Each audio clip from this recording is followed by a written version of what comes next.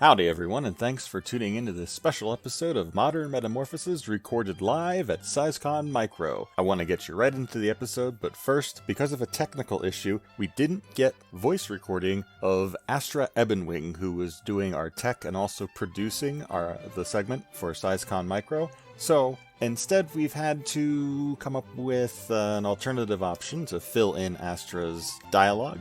We will be using Cynthia, our synthetic voice.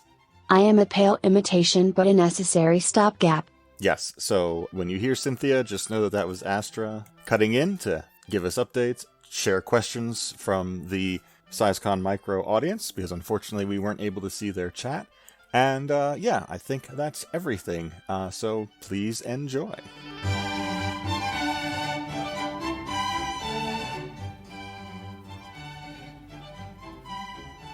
Howdy, SizeCon Micro, and welcome to this live recording of the Modern Metamorphoses podcast. For those of you who don't know, Modern Metamorphoses is a podcast that takes a look at comics, prose, movies, TV shows, and other media involving the physical and mental alteration of its characters or metahuman themes, striving to be insightful, respectful, and inclusive. While this series at times discusses adult material, it is meant to be an all-access production. So join us as we take a look at how metamorphoses have evolved into the modern era. I am one of your co-hosts, the transformation writer and comics creator, Dan Standing. And I'm Alex Fort, the fantasy fetish researcher and sexual scholar. And for today's live SizeCon recording, we are tackling 2012's Attack of the 50-Foot Cheerleader. You were so close. I almost got through it. But, you know, we gotta do the usual Dan screws up the introduction in some fashion. So, welcome everybody. Hi. Because we have a smaller recording time today, as opposed to our usual 90 minutes, we are going to try and focus our assessment of Attack of the 50-Foot Cheerleader based on three items that I feel help judge the... what I try and see and find both in the material that I'm enjoying, but also writing. And those three things are cause, which is not only the MacGuffin that causes the transformation, or magic, science, technology, etc., but also the character's desires, or what aspect of the plot brings on that transformation. Is it self-imposed? Is it karmic? Does it happen by accident? That's all part of the cause. Then we get our process, which is how that change happens. Is the character asleep or awake? Is it happen on screen or off screen? Is it slow? Is it fast? And so on. And then we have our impact. So how does the transformation affect the character's life? By the end of the story or whatever, is it undone? If it's undone, is there anything left? Or is it entirely permanent?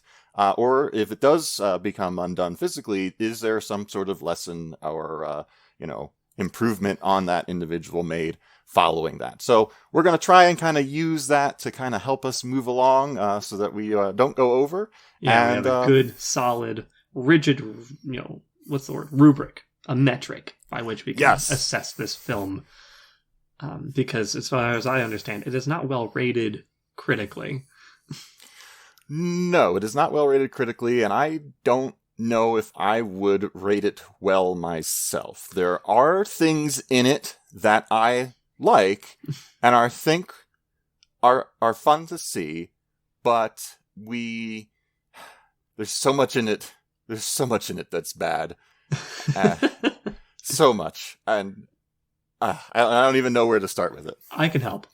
So, okay. I think that the best way to sum this movie in regards to its content and what it can do for the genre of expansion material in general is that you can assess it by its intro, which is the most knockoff James Bond opening I had ever seen with the worst theme ever. I hate that song. I hate the song so much. To kind of give you a brief overview, it starts with ATT ACK, attack. Now do that for 2 minutes on top of some green screen overlays and what would be a James Bond opening if done by someone with my caliber, as opposed to the incredibly engaging James Bond openings like Casino Royale style, but it's like a bunch of cheerleaders. But like it's just not good. It's properly thematic, at least. You can tell that they put effort in, and they paid someone a decent amount to do it. But when you compare it to what you want and what you expect, it's not anywhere close. And I think that's the best parallel I can decide for this movie. Is like it has lots of stuff on its favor. It just sucks.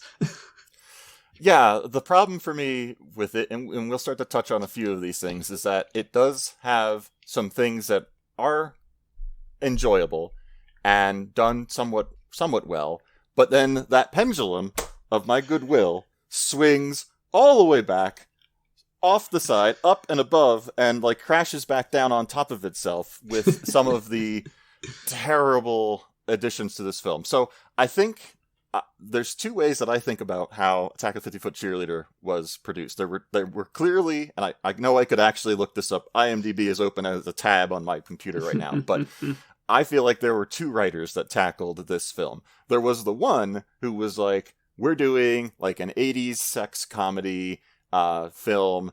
We know what the tropes are. You know what? We're going to play with those. We're going to put in a little bit of empowerment. We're going to really like make a character who, honestly, I feel like I understand why you did what you did to transform. I get that.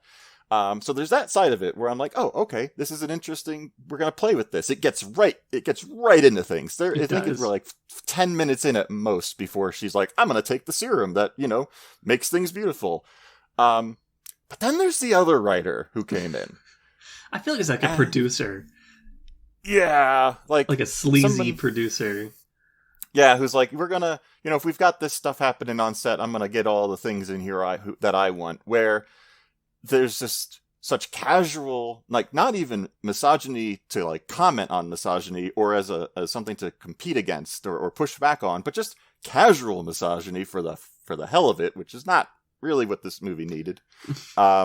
There's fetishized racism at one point. Oh, there's and it's like sexual very strong assault for like 5 seconds. Yeah. There's no representation at all in the film whatsoever. I took a tally. There is one man and one woman of Asian descent and one black man, and the black man is immediately fetishized. Yeah. And so when they go in hardcore.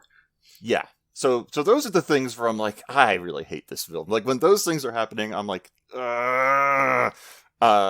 But let's touch for a moment on what is a weird cast. Because there are actors in this film that are the reasons why some of the moments work for me. Go on. So first of all, Sean Young is in it. Who is Rachel from Blade Runner, for anyone who knows, amongst a number of things. And then Treat Williams and Ted Raimi. Both great character actors. Ted Raimi, of course, Joxer from Xena, and Treat Williams from any number of things. Deep Rising is my favorite Treat Williams movie, so I'm going to say that. Those two together, they have some scenes that are just super fun. When Treat Williams doesn't have second screenwriter coming in and making him doing terrible things. And then two actors in here that caught me off guard. One shouldn't have. One is Roger Corman, who is the producer of this film and creator of any number of films, which honestly most people here probably know pretty well. Yeah, he's pretty famous. Yeah. And then, and this loops around to our episode that we just published earlier this week.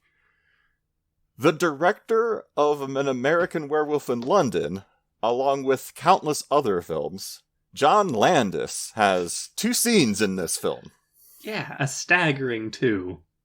Yeah, but he's in it. And I'm like, you couldn't have been doing anything else in 2012, John? I don't... No, he Roger Corman called him in. Yeah. So they could have a scene together where they just trash talk each other. Yeah, it is this weird thing where they're antagonizing each other as well, and then Roger Corman gleefully laughs at John Landis having his eye poked out by a button. Yeah. But now that we've set the stage, let's move through our cause, process, and impact here, because there's not a lot of plot. There's not. There's staggeringly little plot. I would say modern pornography has more plot than this. Yeah, I mean, it gives us what we need to get going. So we find out that our main character, played by Jenna Sims, whose name is Cassie, she is the legacy daughter of a cheerleader sorority graduate from this university, whose name I don't remember because the sign is there for like half a second, and then there's a football team, as you pointed out, which is not the same university that they CG'd the name on earlier. Yeah, I don't even remember what it was called either. But we see Cassie in her, like, we have an attractive model, so we're gonna put, like, weird stuff on her face to try and ugly her up. Yeah, they give her, like, makeup. Skin, like pock marks, like, almost like just makeup acne, not even, like, whatever, just nondescript skin things. Yeah, and it's almost like they just took, like, Mod Podge and, like, chucked it on her, and, like, that's what's on her face. But they made her hair greasy. Yeah. And she slumped her shoulders. Yeah, and she's doing a good job of trying to, like, you know, kind of downplay, you know, her attractiveness. But the we see that she's at cheerleader tryouts, and doesn't go well because mean cheerleader, who is the total sum of her character. Yeah, Britt, head of the sorority, and also just head cheerleader. Yeah, do we know if there's a reason why she doesn't like her? No, that Britt doesn't like Cassie. No, it's just that stereotypical idea that, like, cheerleaders are catty bitches. So a good addition there by author 2, screenwriter 2. Yeah. So she kind of fails out of the cheerleader squad. She gets onto a call with her mom, and her mom is like, apparently her mom is only paying for college if Cassie's on the cheerleader team. Which... This is going to get very weird in about 10 seconds when you describe what Cassie does. Yeah, because Cassie is a particularly, like, capable and efficient and talented scientist. And she's in a bioscience, like, master's level lab. Like, yeah, since there's 3 people in that department and she's one of them, it's got to be pretty decent. Yeah, the stuff that they are working on, which works, which is the gene renewal. It's just called Renew serum. Yeah, Renew, right? Yes. Yeah, so she's working on something which they've tested positively. Like, she's made a huge breakthrough, which honestly should probably be paying for her college tuition on its own. Yeah. Usually schools help pay for that. If you're working for the school, it depends on the school. Yeah, they help with tuition and also sometimes give you a stipend. Yeah, so it's a little weird that the mother's like, I'm not gonna pay. Like, she's not mean about it. But she's definitely that like parental, like, so you're on the cheerleader squad, right? And she's like, yes, I am. You can send that check now for my tuition now, right? She's like, yes, I will. They had to put that pressure in there despite not really knowing. Yeah. So they show Ted Raimi is like the head scientist. Treat Williams is he's this like CEO of a biochemical company. Yeah, he's a rep. Yeah. And they show the successful test. Treat Williams is like, great, you showed me one picture and one mouse. Like every movie where it's like a scientist shows an animal and is like, this animal was one thing, now it's another thing. They showed them a picture of like a naked mole rat, and they're like, check it out, it's a mouse now. And like, that's a much bigger scientific thing. Yeah, like you've buried the lead on what Renew can do here, but certainly foreshadowing for the fact that it, you know, makes someone a giant. But she's unhappy with, you know, basically the opportunities given to her. I think she also has a crush on the quarterback. Quarterback, yep. And I will say, we meet her roommate, who is just the most supportive, most like kind of a little, I want to say punkish. She's punk. She's got dyed hair and she wears ripped clothes. She's punk. Yeah. She wears heavy makeup and apparently is into pegging. Yeah. I think her name's Jet. She's played by Sasha Jackson. Jet is easily my favorite character in this film. Like the only Jet just rolls with everything. Character. Yeah, but that's the part. That's where I'm part where like screenwriter 1 clearly was like, well, we're gonna make a best friend character who doesn't go through a jealous phase, is totally gonna show up with a can of paint to paint her toenails when she's a giant. Like, just totally cool and experimentative and like a little bit not quite to Manic Pixie Dream Girl, because we never see Jet do anything that Jet doesn't want to do for herself. Right. But anyway. Am I missing anything before we get to the, like, I'm just going to inject myself? No, it's all pretty cut and dry. Like, the sequence of events is like, you're setting up, like, the pressures that cause her to make the mistake. But, like, yeah, let's hit that cause. Yeah, so that's the cause, and then she, I'm sure very realistically, injects herself with this liquid. It's so bad. She gets like right here, which there's not a lot of good places to get intravenously. I like the fact that they keep this extremely valuable and dangerous compound in a mini fridge under their desk. No lock and key. They don't. No. It's like there's not even like a little thing on there. Like, have you checked the temps on the fridge this week to make sure everything is compliant and within controls? No? Cool. I'm sure it's also really recommended to keep all of your like experimental chemicals in the syringe. Preloaded syringes with no caps. Yeah. I had minor conniptions. What's that? I'm sorry. I talked over you. I had minor conniptions. I'm sure. Based on our previous podcast recordings, I was like, this is going to get a note. Yep.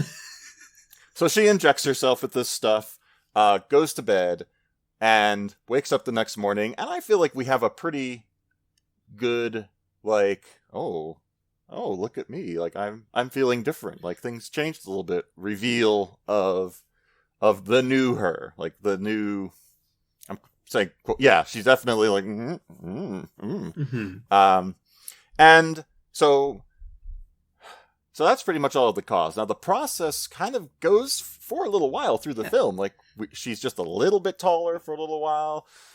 Clothing is, a little. She's wearing more revealing clothing, and we do have a scene later on where she's got this is the button scene where she's wearing a button. She's in class with Jet, and there's this like split second where she just, her upper portion just kind of poof, pops, shoulders back. Yeah.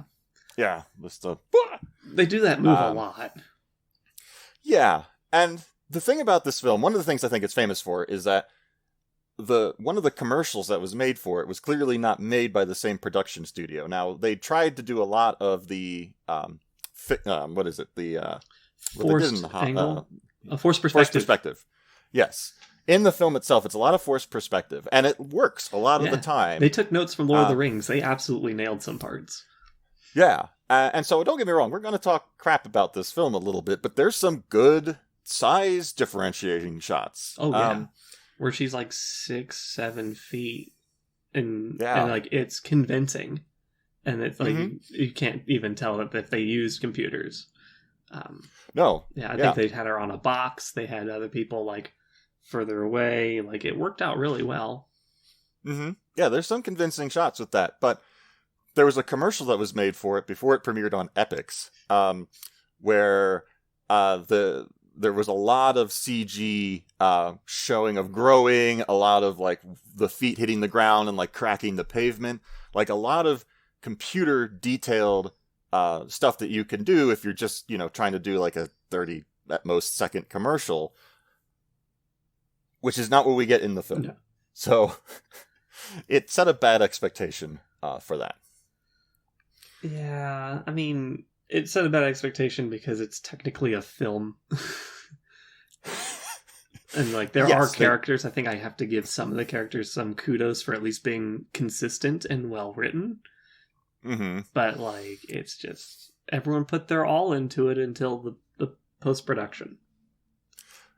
Yeah, I can't disagree with that. But as we kind of move through this process of her slowly getting bigger and bigger and bigger, and she has these like moments of like spasming and like and like falling down on people and like the stomach gurgles, and there's also, while all of this is happening, there's a spider that has also consumed some of the stuff that she dripped while injecting herself. No, she did the thing where she got the air bubble out of the preloaded needle and it hit the floor. It landed on this CGI spider and it was like, no, I'm out of here.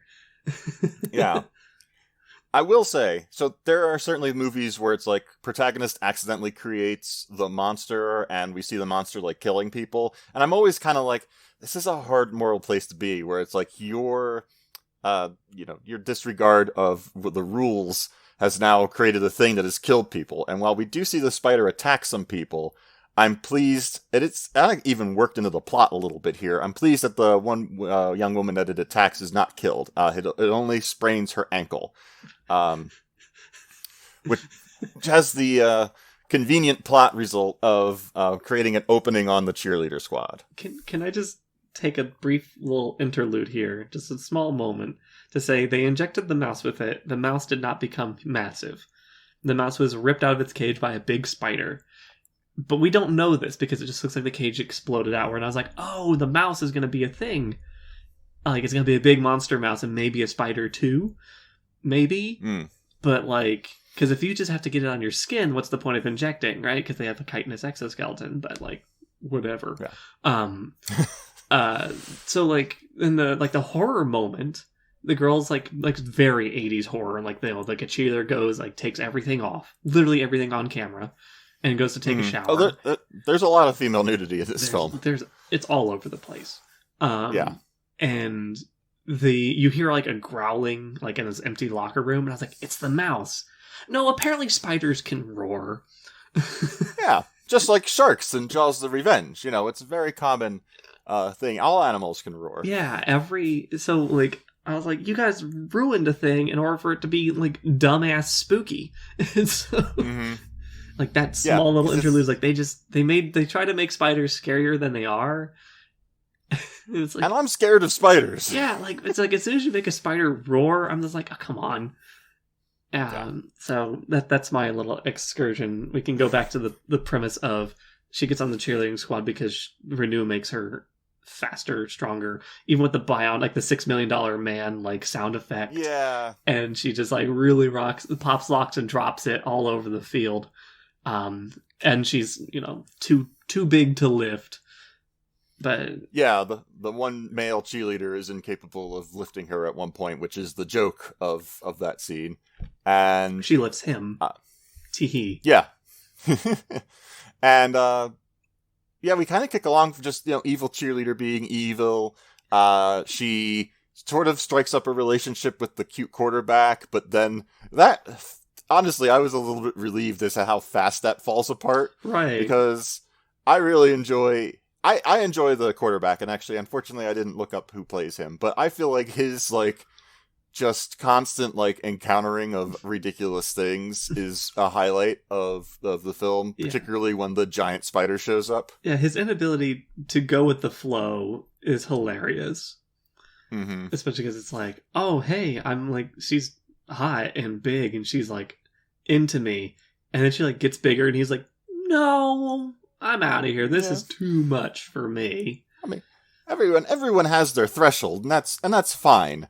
But it's partnered with the moment of the giant spider showing up. Yeah. And then like that she gets bigger again, and like there's like a really good like clothing effect where like her clothing like they show her and like it's like ripped and like too small, and like there's lots of I'd say some reveal. It's like it's like riding up her thigh, and you're seeing her compressed and all that. Yeah, there's that. It's at least they put the forethought into that. I would have been very upset if it's just like, nope, it's just small clothes now.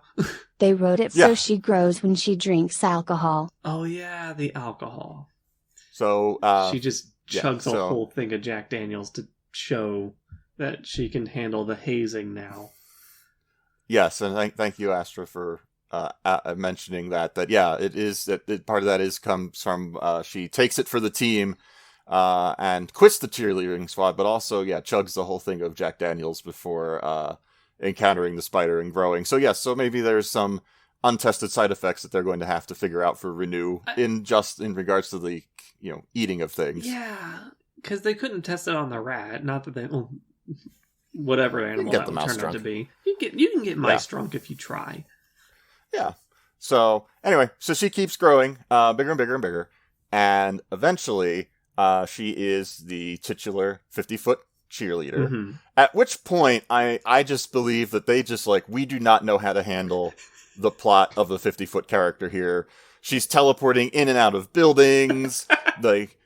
There's times when she should be clearly seen by hundreds of people, and there's no consideration for that. Vacant campus, extremely vacant, which explains why they don't lock their doors. Yeah. So she grows big. The evil cheerleader is oh man, I gotta go figure out what the secret is. The quarterback kind of leads her to it. She goes to try and seduce the other science guy, who ends up being her boyfriend at the end for whatever reason. Just forced romance always bothers me. Yeah. They don't seem to have any real good chemistry, pun intended.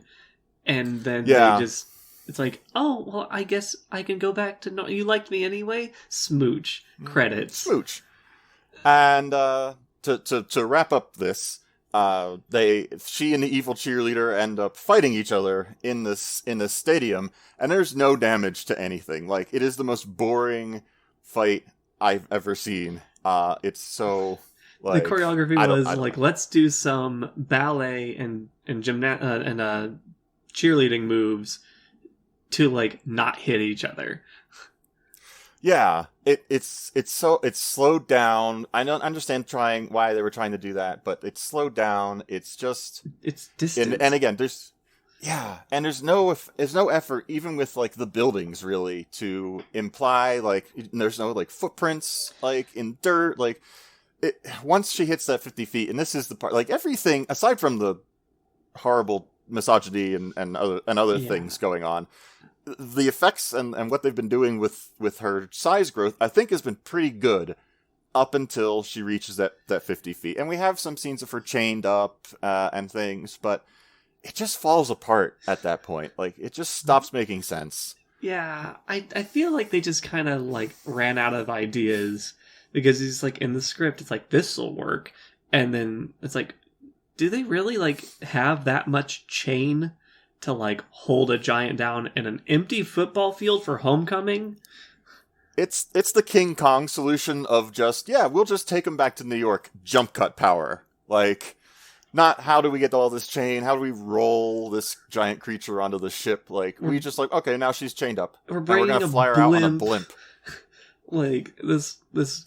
This company can bypass federal airspace laws. Yeah, it's just. Because we didn't even talk about the second cheerleader, she actually gets a double dose because she tries to seduce Dude Scientist. Yes. And he accidentally stabs her in the boobs with 2 syringes. No plunger action, just by virtue of sticking her, she gets a double dose.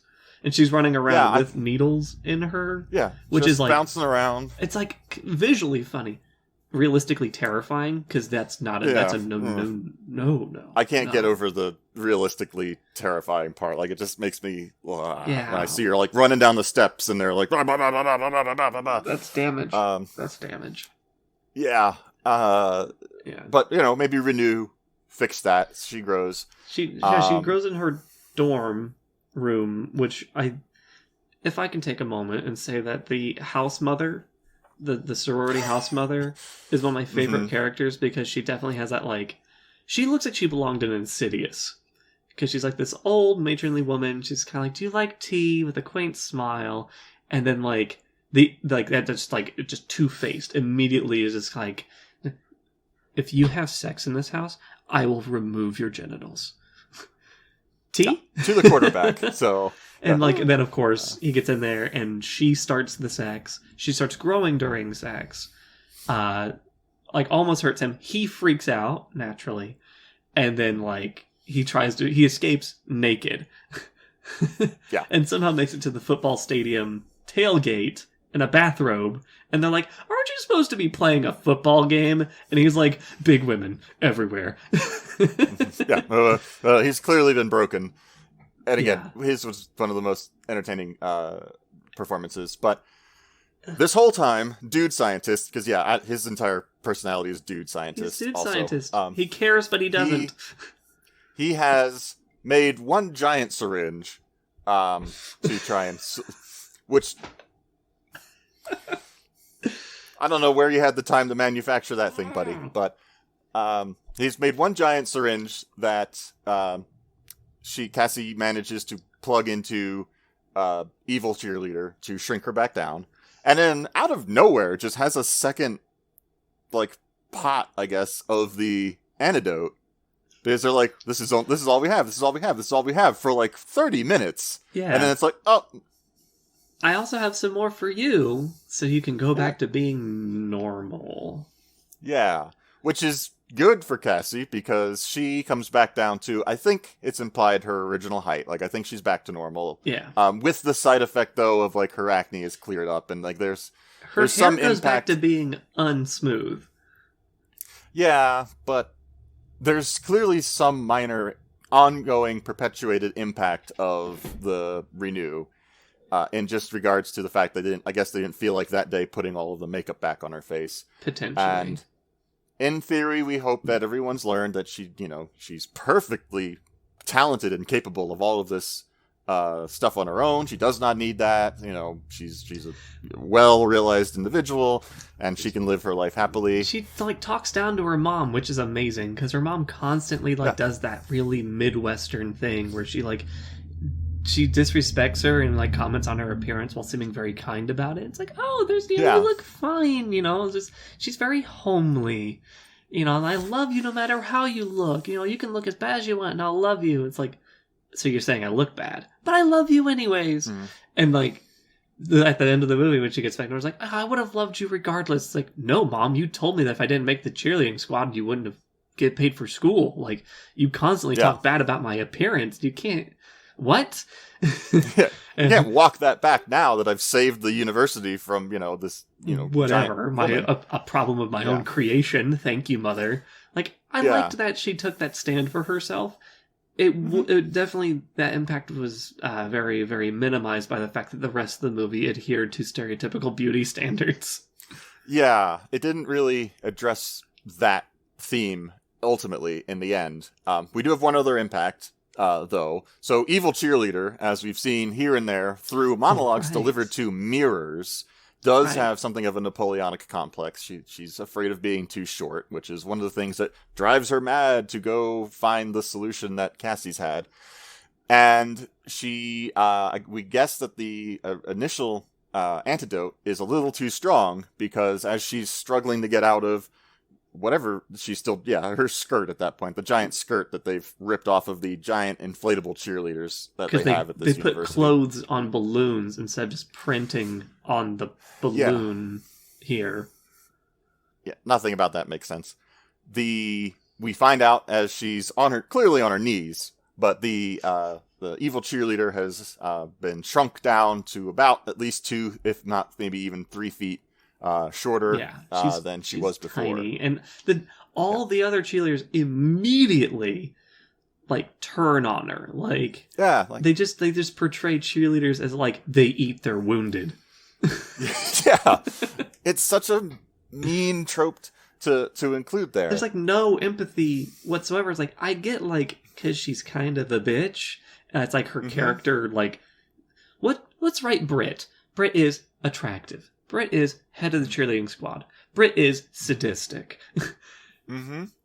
And so they're let's just immediately just turn the tables karmic.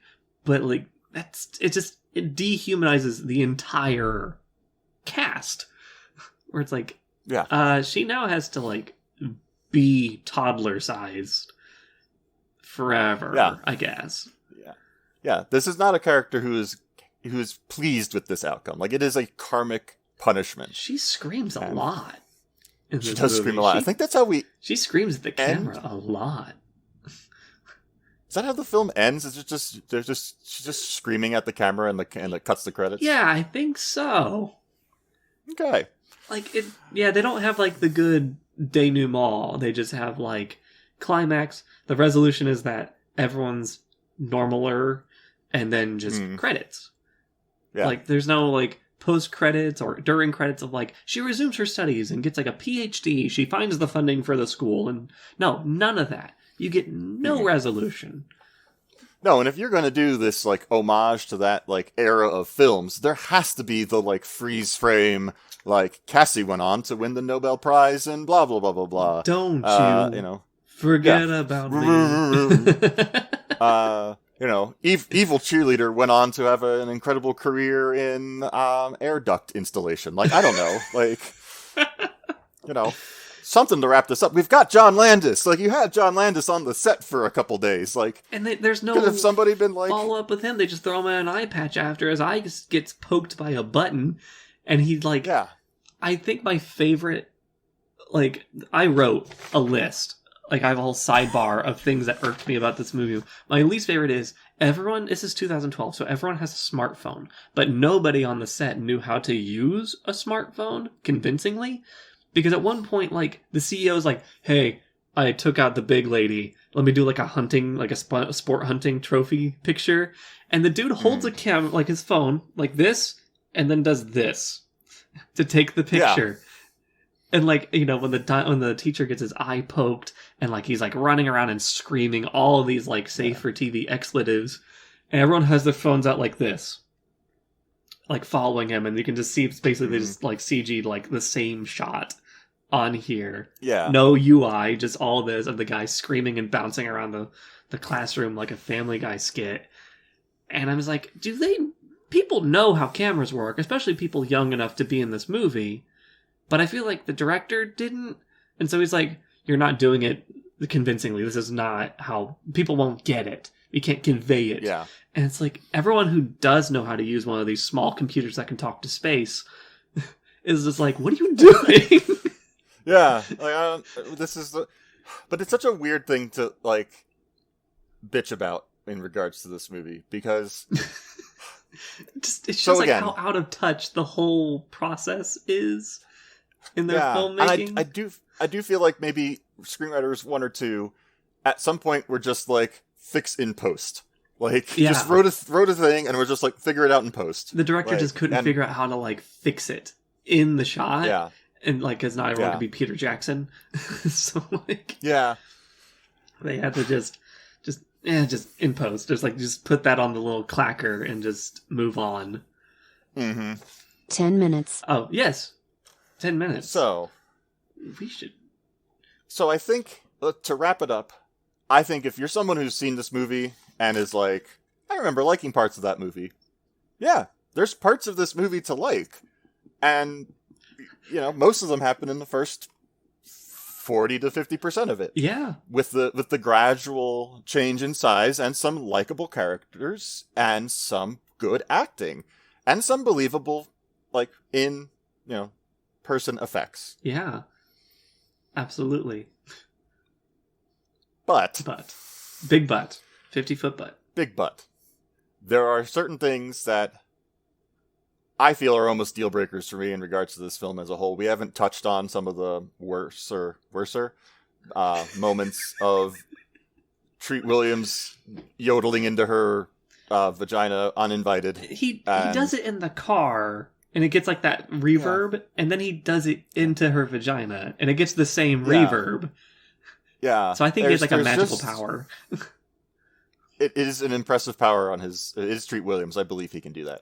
But there are certainly enough moments in it, though, that are so bad, and the ending falls apart, that I would say that if you've got somebody who has this, or you can stream it on something, I don't know if you need to own it. I watched it for free. Like, that's what I did. I Googled it, and it said, like, oh, hey, you can watch for free on this site. Like, Google said you can watch it for free. And so I did.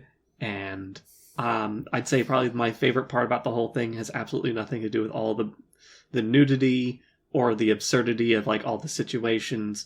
It had to do with a bare-knuckle brawl between the two mascots in the background of one of the conversations. Yes! That is one of the things this movie does well. Background crap. Yeah, like, the background gags are very similar to, like, what's that, Naked Gun or Airplane, or top Yes. secret. Like, it's just like, if there's something going on in the front that's not really important, they put something in the back that's very funny. And I have to give that credit, and that's probably the most credit I'm gonna give it. It's free to watch on YouTube. It is on YouTube? That's not surprising, but also a little surprising given the amount of nudity in it. Yeah, I have the DVD, which certainly rates itself R and has no special features on it whatsoever. I do not feel like this is a thing that anybody needs to have on DVD. I'm glad that I have it as part of the Transformium in my collection. It is certainly, in the long legacy of Attack of the 50-Foot Growings whatevers. But honestly, if you're looking for a giant movie in this field, I would say the 1990s Attack of the 50-Foot Woman is another choice to go for. I actually enjoy, I think, 60-Foot Centerfold more than this as a whole when I think about certain things. But I haven't seen that in a little while, so if there's something terrible in it that I don't remember, well, you'll find out. Yeah, well, email us, I guess. Yeah, if you can watch it for free. Sure. It's not a terrible waste of an hour and a half. There's a lot of stereotypes in this movie. I feel like they just took like the shorthand magic wand of like, let's just write a college scenario, and just like took all the stereotypes, including the rampant alcoholism and just like the poor representation and the sexism and just like bad Greek culture, and cheerleaders are just catty bitches. It's a thing that clearly at moments showed it could have done so much more and taken those tropes and done something with them, and they threw it away. And yeah, honestly, maybe I'm like, I must justify having spent money on this. I must justify it. There's something worth having spent money on in here. But No. Don't watch it. Or do. It's America. You can do a lot of what you want, but we're quickly finding out you can't. Do we have any questions? We hadn't gotten any yet. I'm looking to see if we have any questions now. Okay. I don't think. I'll gladly field a question or two if we have the time. Roll the dice. Do you think vagina yodeling will become the next big thing? Oh. I think if you are someone in a relationship where the person doing the yodeling is a trusted person who has your consent to go do it, yeah, absolutely. That's amazing. Treat Williams did not. Yeah, no, he was... What other giant woman films would you recommend over this? And do you feel any present a positive and full characterization of their heroine? Ooh. 50-Foot Woman's better, you want to go take I'd this? say. Yeah, I definitely feel like the 90s version is better. Even the 50s is probably... I would rather watch that over this again. I remember the 90s one, it had a lot of, like, good feminist undertones. Yeah, it has a strong message that's focused and knows what it's trying to do. It also has Seth from Murder, She Wrote in it, which is amazing. Aside from all the other other big movie stars or whatever that were in it, Daryl Hannah is pretty good in it, and there's a miscellaneous Baldwin. But I would recommend that over this. Yes, and as far as positive, man, it's been a little while since I've watched Village of the Giants. That was a pretty vapid film, but I feel like given that that's like a group of individuals and we can get empathy between the giant characters, some of them are more or less okay with what's going on. I feel like that. Yeah, I feel like a lot of the mainstream ones are very focused on the fetishizing of giant women and less about the women having, like actual meaningful agency. Because either they're villainized for being finally capable of doing whatever it is they want to do, or at the same time fetishized for having power over men. I can't think of one off the top of my head which is a bad sign. I'll gladly take suggestions because that'd be fun to see and actually be a little refreshing. Yeah. And you can either put it in the chat, which we can't see from the here, chat, or but if you want to email suggestions to us, which includes that for future episodes, it's ModMeta Podcast, MODMETA Podcast @gmail.com. We'll take any suggestions for films, TV, comics, books. We've done films so far, but we're working on how to do. We live a couple states away from each other. During a pandemic, yes. So it's hard to get some things, physical media, back and forth to each other. But we definitely want to branch out into other things outside of just some of the films we've done. In regards to portraying positive female giants, what about Monsters vs. Aliens? Oh, yeah, Monsters vs. Aliens. There is that one. I was thinking live action, and I dropped that out of my head. I was just looking at the TV. I was curious about the TV series. I was just looking at that yesterday because they've got a couple different characters that they introduced for the TV series. But Ginormica's great. I love Ginormica. Yeah, I have to say that she definitely takes her own stand on that. Yeah, I haven't seen that movie in like a decade and a half. I would recommend, over probably anything that we just talked about, watch Monsters vs. Aliens. Such a good movie. I love Monsters vs. Aliens. Yeah, easily over much better casting. Yeah, and actually, I was looking yesterday. There's an art book out for it. I was considering buying it. There's only so many of them available on eBay. Don't buy it before I do. But there's an art book of Monsters vs. Aliens on eBay that looks fantastic, with a bunch of like 1950s inspired like watercolored paintings and everything of not just Ginormica but all the other like monsters. And Dr. Cockroach is a transformed individual, so there's transformation right there.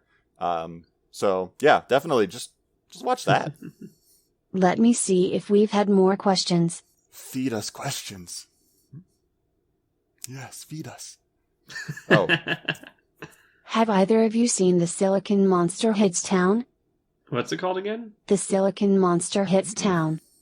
Silicon Monster Hits Town. I'm going to just Google this real fast. Definitely. Silicon Monster Hits Town. Are either of you on any other panels today? Dan is. I am on the writers panel, which will be coming up right after this one, so stay tuned for that. There will be a bunch of other amazing writers who are going to be a part of that, and I highly recommend people watch that if they can. What else are you doing today, Mr. Fort? We have quite a large collection of authors next. Yeah. Unfortunately I'm not a murder of writers. Yeah, I don't have anything else planned for today except for I'm going to be doing some RPG stuff with friends and making food. So, yeah. Nice. What are you playing? We're doing Pathfinder. Oh. First one. Nice. Yeah. Nice. Yeah, it's going to be socially distanced, and so it should be fine.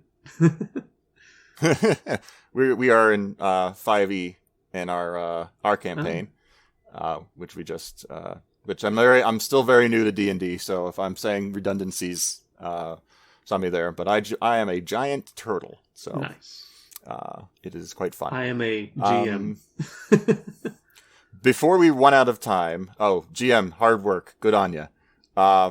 We just wanted to make sure, I don't know exactly when we're going to be kicked off of here, but we do want to make sure that we thank Astra, for all of your hard work behind the scenes and helping us get all of this taken care of. And all of SizeCon staff. Yeah, you guys are doing everybody so much with effort. SizeCon. Yeah. And of course, thanks to SizeCon Micro for having us. We actually met at the in-person SizeCon earlier this year. So that is the beginning of our knowing each other, and that is what brought this podcast into existence, honestly. Yeah. So we did that thing where we said, do you want to do a podcast? Yes. I'm trapped in a house. Who knew that a pandemic would be coming a month later?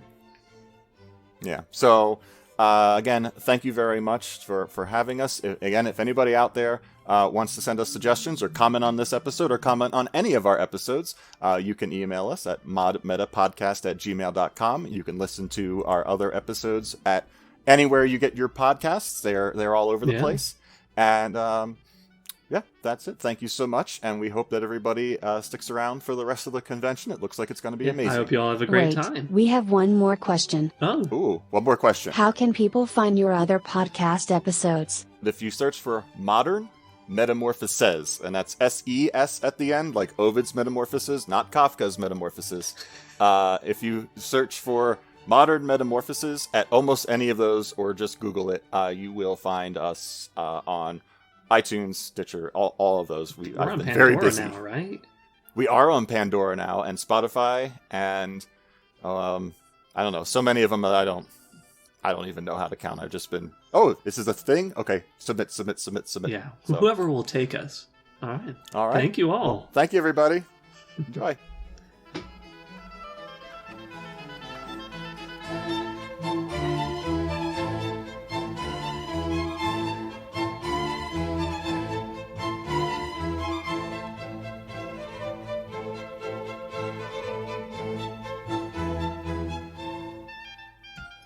I live. Yay, you survived. Yes. Despite all odds. Okay. Thoughts on your side? Thoughts on my side? Mm-hmm. You mean like in regards to the film or just everything? Because... Yeah, I mean, however you want to... Ooh, let's get that out of my mustache. Whatever you want to... let me just preen a second here. Hang on. Let's groom. I gotta make sure all these gray hairs are really showing. Gotta get this to a point, which gets out of my mouth. Really should have shaved the neck, but whatever. I like the fact that we're recording. Yeah, this is gonna be fun audio to work through. This is the bonus material. Yeah, Patreon exclusive. Mm-hmm.